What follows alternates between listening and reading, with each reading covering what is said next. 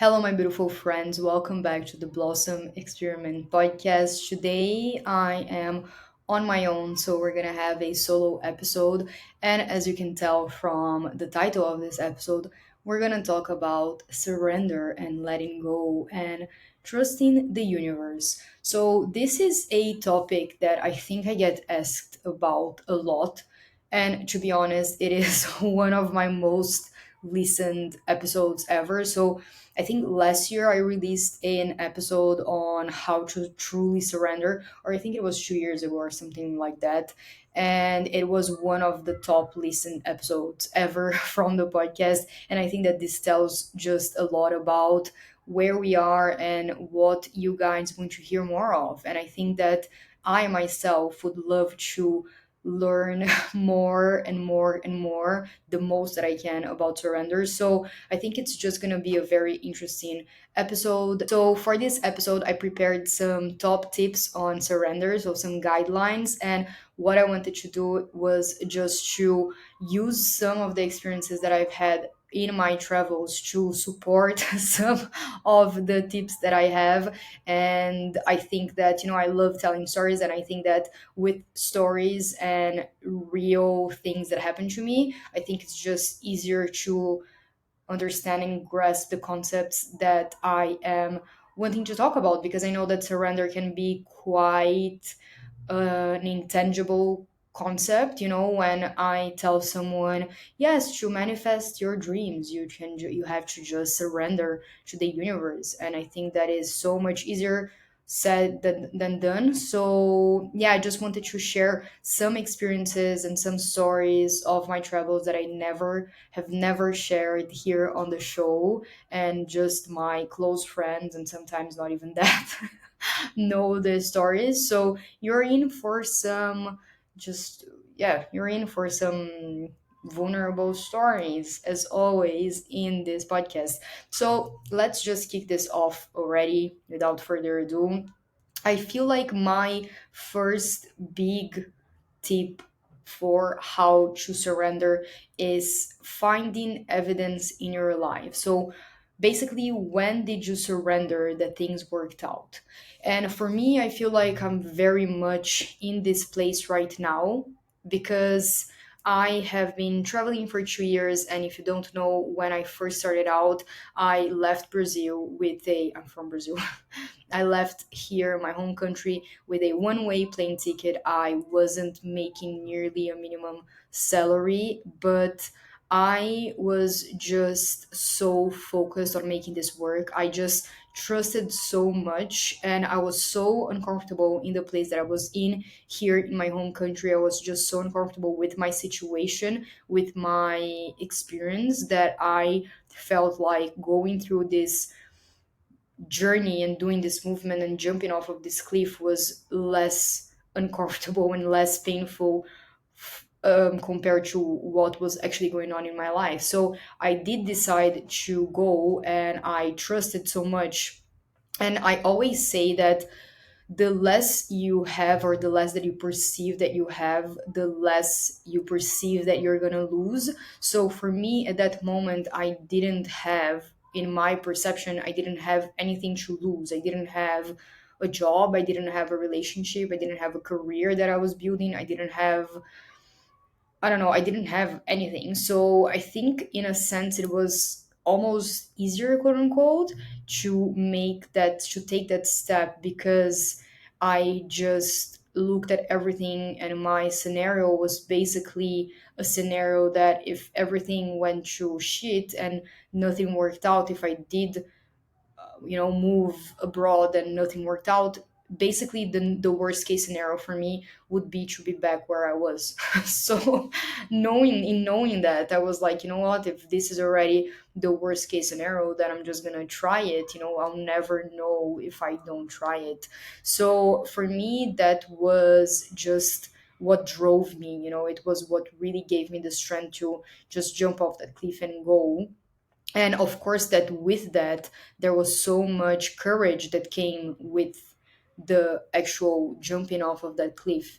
And I think that looking back, the movement of actually going gave me so much confidence and so much trust, because I kept seeing that every step of the way I was constantly and always supported. So whenever I needed a place to stay, something would show up, the money would show up, and I just kept going and going and going. And every time that that happened, every time that I was supported, it just reinforced to me that I was going to be okay, that everything would work out. And I have some really cool stories on that. So I would say that when I was in Portugal, I was about to move somewhere because I had to leave my friend's place. You know, I couldn't overstay my stay there. And I was really in need of a place, and I was really obsessed with this one town that was called Ericeira. And I just couldn't, for the love of my life, I couldn't find a place there. I could not. Like, I felt like I was trying to force this door to open and it just would not budge. For the life of me, and I really, really wanted to go. At some point, I remember that I looked at my options, and I remembered this little city, this little town called Lagos that a friend of mine had lived in, and she mentioned it to me, and she said, like, I mean, I think you're gonna love this town. I think you should definitely go there. And I was like, ugh, whatever. I want to go to Ericeira. But at some point, I looked at all of my options and I completely detached from them. I was in such a desperate situation that I was willing to go anywhere in which I could not pay that much, because at that time I really couldn't afford a really high rent, and I just wanted a place for myself. I know that the things that I had in my mind were, I want a bathroom, like a private bathroom, and I want a room and a place to live, and I want a kitchen, and after that I don't care where it is anymore. And I remember that I also wanted to be close to the beach. So it was a private room, a private bathroom, a private room, of course, a kitchen where I could cook, close to the ocean. That's it, close to the beach. That's it. I don't care anymore, universe. I don't care if it's Ericeira. I don't care if it's Lagos. I don't care if it's whatever else in the coast of Portugal. And at that time, I was even detached of being Portugal. I was so desperate that it allowed me to have a level of detachment that was really, really real and deep, because detachment and surrender, it's not something that you can really fake. It's something that it's deeply felt in your energy, and it's then deeply emanated out of your authentic self onto the universe, and the universe can feel it. And then once you release and emanate that energy, things, they start showing themselves to you. And I think at that point I detached so hard level, so hardcore from all of the expectations that I had, from all of the options that I had, that some insights started coming to my mind. So I had this intuitive hit to Google private room Lagos or something like that, and I instantly found a place. I messaged them on Instagram and I got it, the room with a private bathroom, with a kitchen, close to the beach, for the exact price that I wanted. And honestly, after that, after I sent out that message, I think 4 days later I was on a bus going to Lagos, to a place, a town that I had no idea how it was. I knew no one there, but I just had this deep trust that everything was going to work out, and it worked out unbelievably beautiful. I ended up meeting a guy that was really important to me in terms of relationships, in terms of things that I had to learn for myself. I ended up meeting Aita, which is one of my best friends nowadays. She even recorded a podcast episode with me on being enough. So if you want to hear her voice, there is an episode with her over here. I'll put it on the show notes. And I just ended up meeting. I ended up meeting another client, as one of my clients as well. So it ended up being a very fruitful experience for me, and I ended up living there for over 5 or 6 months, if I remember correctly. And it was so much, it was exactly what I needed. It was exactly where I needed to be. And I remember there is this other moment in which me and Aita, we were looking for places together. So I stayed in this private room in this guest house for 2 months. So it was November, October, and November. And then from, I think it was December onwards, me and Aita, I met Aita in this exact place, in this guest house where I was staying. We were looking for an apartment together because she had to live there. I was wanting to still stay there, and we just wanted, a place that felt more like a home. So we started looking for places, and we looked on Facebook and things like that. And we even did this little manifestation list together. And at that point, money was very, very tight for me. And I knew that eventually I was going to have to pay for a deposit, but I didn't know how I was going to pay for it. I didn't know where the money was going to come from. And I was just really anxious and afraid, but at the same time, I was very trusting of everything. And eventually, me and Aita, we did find a place. And by following my intuition and just always, I'm always really committed to hearing it. I remember that we found this place, but that I was like, Aita, I don't think we should close it now. Let's just wait. And I remember that Aita was like, Camille, we are not finding anything else. Like, please, let's just, please find it. And I was like, no, Aita, I just feel like we have to wait. Let's just wait. Let's just wait. And I was just trusting that the best and most aligned thing was going to flow to us. And eventually, we waited for so long that the owner of the property that we had visited, they came back to us and they lowered the price because they had, because of specific circumstances that they were going through, they just really liked us and they wanted to rent to us. So they lowered the price of the rent. And then after they lowered the price and sent me a message, I was like, this is it. This is the flow. I can feel it. I thought now we can close it. And it was so interesting to see the flow of patience, the flow of just allowing things to sit and simmer and express and show themselves in the right moment. So after we wanted to close and we were like, okay, let's do this, this is going to be it, we then had to pay for a deposit. And I remember that my part of the deposit was 500, I think, because it was the first rent and then a part of the deposit, something like that. And I did not have that money in my bank account. And I remember that eventually I applied for this VA job, or like this personal assistant job, on Facebook. I remember that I had a call with a guy about it in the beginning of the day, and then by the end of the day, he had agreed to hire me, and he wanted to hire me, and he just transferred me the exact amount of money that I needed for the payment of the deposit. It was exactly it. And it was basically in the same day. So the same day that we decided to close on the house, it was the same day that I got hired by this guy to do this job, and it was the same day that I received the money. Not 1 second or 1 day before, not 1 second or 1 day later. It was the exact same day. It was exactly what I needed. And for me, that experience, that moment just blew my mind because it showed me so much how I could trust and how I was being supported. Because whenever I needed the apartment, the money, whenever I needed the support, the help, it would always show up.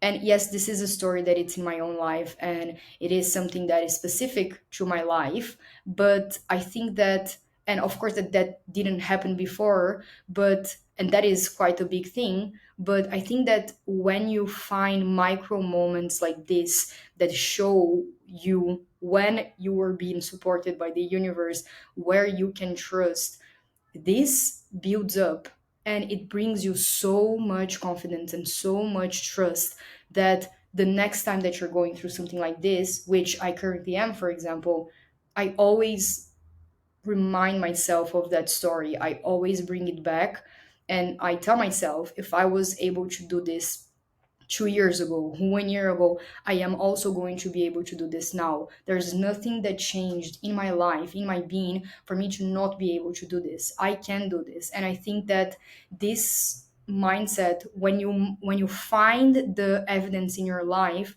the mind just starts trusting it more easily. It's almost the see it to believe it.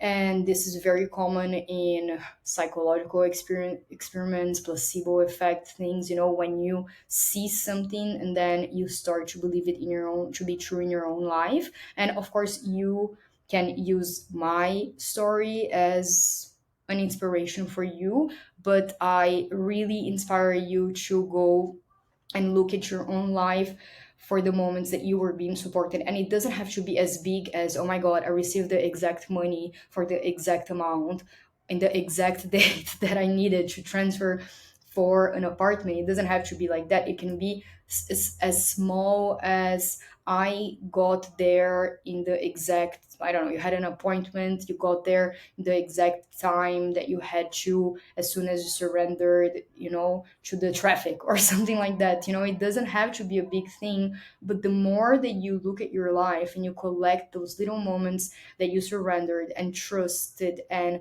you just knew internally that you could let go and that you would be taken care of, and you were, the biggest your trust muscle and your surrender muscle, quote unquote, will be. So I really, really inspire you to look for those tiny evidences in your life that will prove to you that this is true and that this is possible. And I have so many more stories, especially when it comes to finding places. In Crete, I also had a moment in which I was kind of homeless in between in transition periods again, and I had to find a place soon. I found a place super quickly, and it was a rent that was, I don't know, almost three times the amount of rent that I was used to pay. But I just had so much trust that I could do it. And I was like telling myself, I don't know what will happen, but I'll just make it work. I'll just make it work. I'll just make it work. And I did make it work. I actually, in the moments that my rent was higher, I made more money. It was almost as if the universe was like, okay, if you're willing to pay more, you're showing me that you trust that you can make more. And it was crazy for me because in the moments that I was renting super high in Crete, I was also making way more in my freelance business. So yeah, it was just really interesting. And although my mind sometimes will look at these evidences, and my mind will be like, no, this was, I was lucky, or it was just a one time thing. I have to catch myself while I'm thinking about this, when I'm having these thoughts, and ground myself back to the present moment, and do exactly what my next tip will be, so I can just strengthen the trust.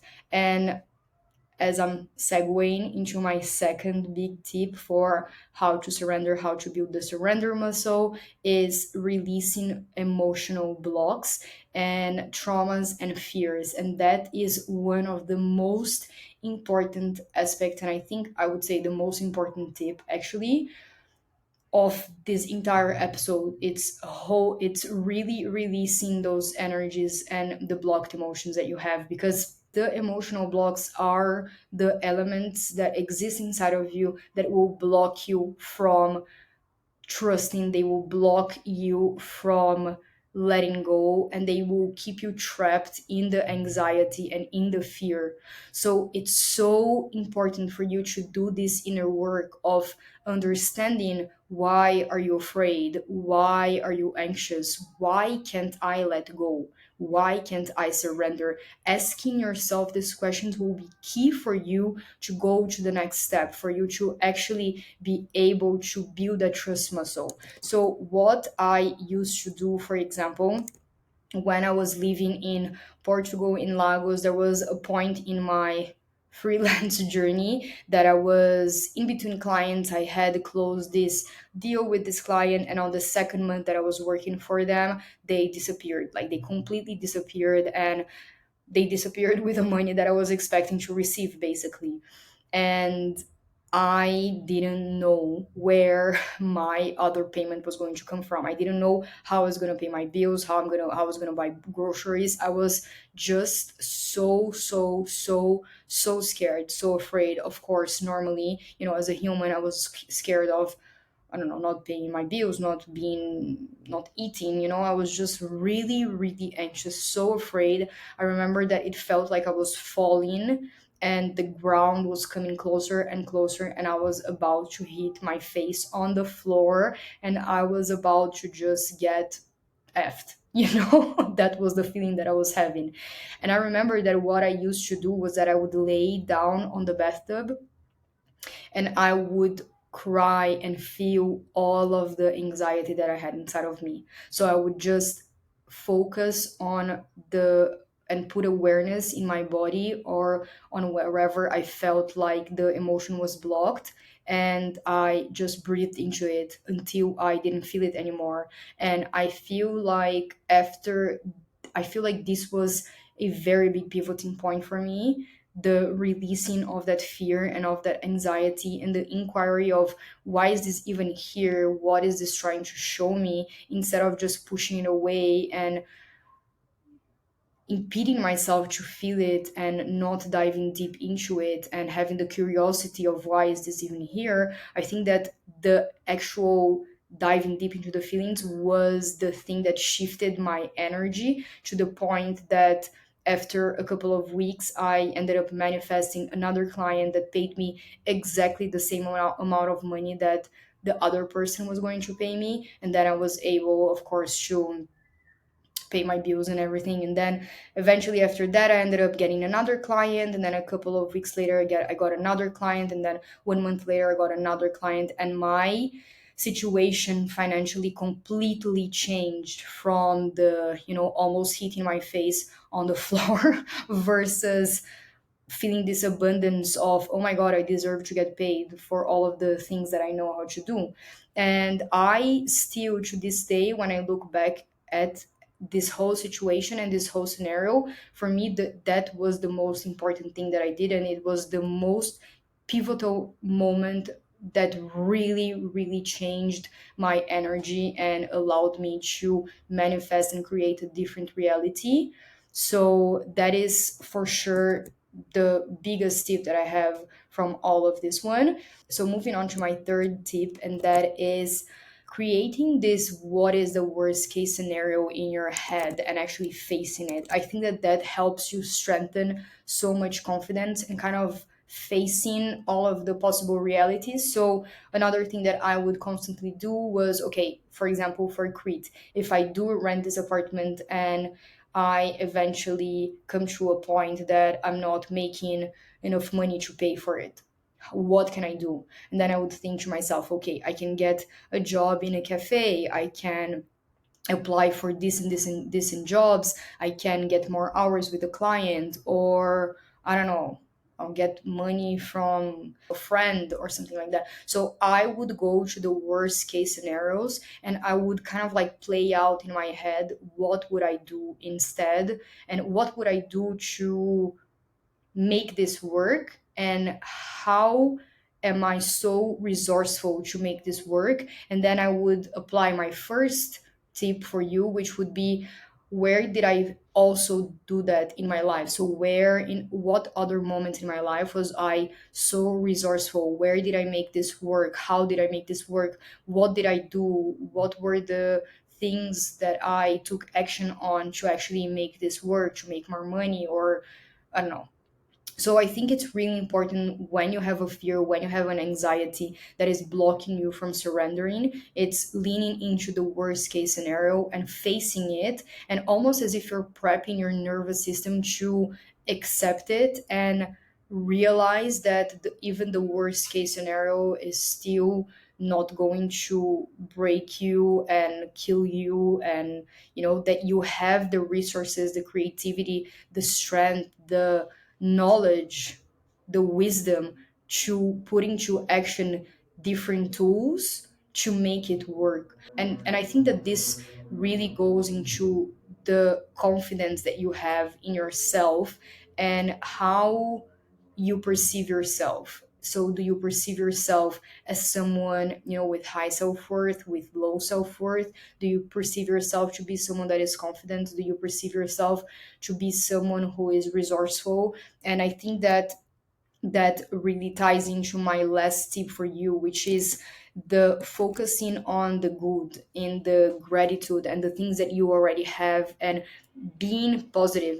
I think that, I know it's so easy to say this, but what I mean by that is, when you are faced with a situation that demands a certain surrender. It demands for you to let go of a certain outcome and let go of the attachment that you have to this outcome, and that you have to trust that everything will work out, because you have already done everything that you could in your humanly possible ways, and then you really have to just hand it over to the universe. When you are faced with a situation like this, you can choose to go down two different paths. You can either go down the path of what I always say, your conditioned self, your fearful self, your anxious self, your negative and lack mentality self, or you can choose to go down this road with your authentic self,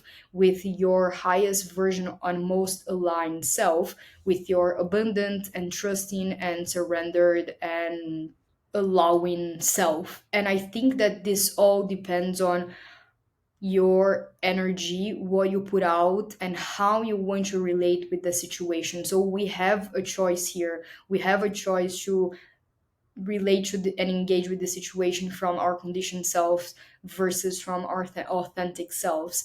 And of course, that being in your conditioned self is not a bad thing. It's just the recognition of when you are in your conditioned self, and then going through the release of the blocked emotion so you can lean into your authentic self.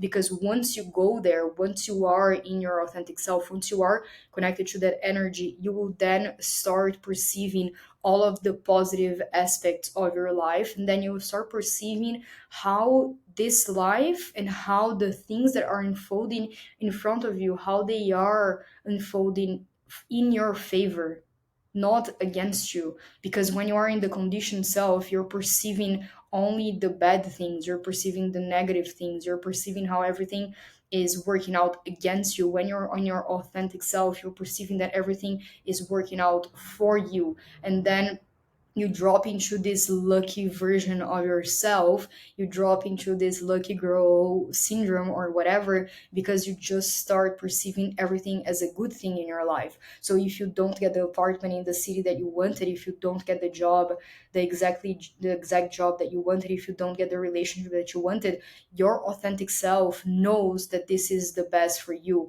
this is in your best interest. And I think that this is key here, because once you start perceiving the good, once you start perceiving and being grateful for what you have, you start connecting to this energy of abundance. You start connecting with the energy of, wow, look at everything that I already have, instead of the flip side, oh, wow, look at everything that I still don't have.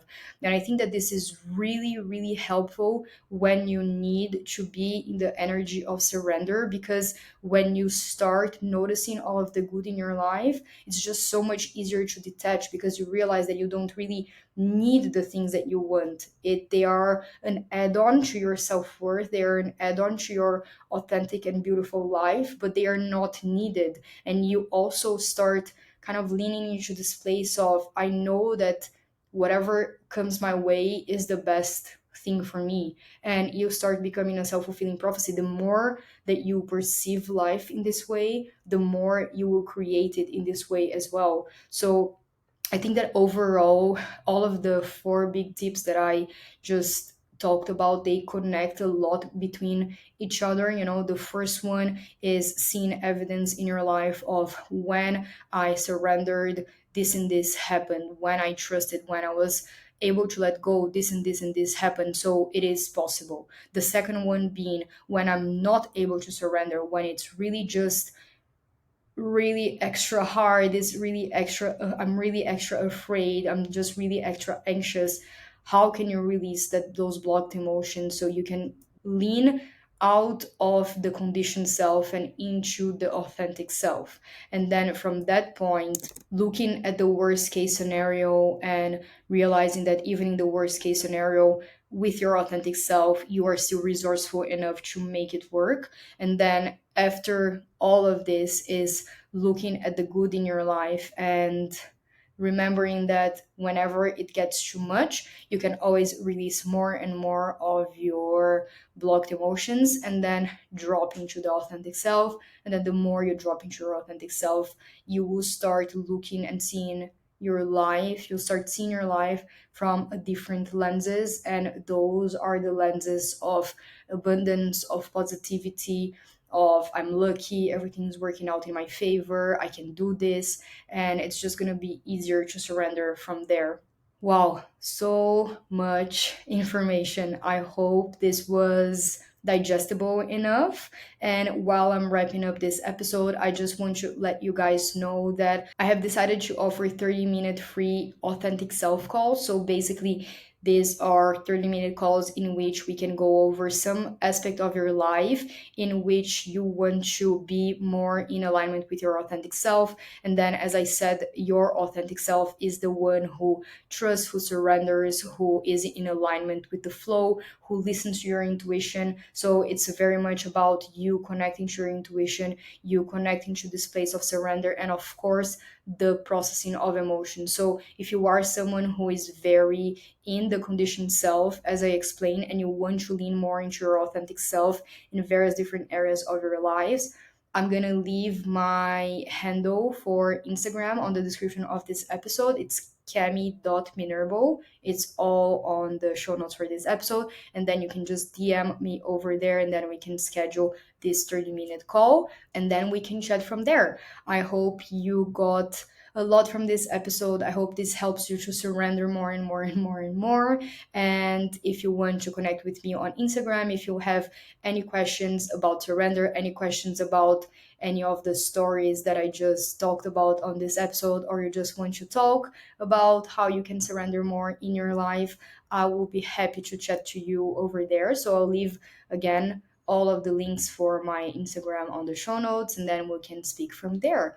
So, yeah, make sure to leave this podcast a review and help more people connect to their authentic and surrendered selves. And also make sure to share this episode with a friend of yours that really needs help surrendering. And if they're feeling really anxious and really afraid, just send them this episode, and I'm sure that they will get the help and the support that they need. As always, I hope you create a very beautiful and authentic week, and we'll catch you on the next episode. Bye.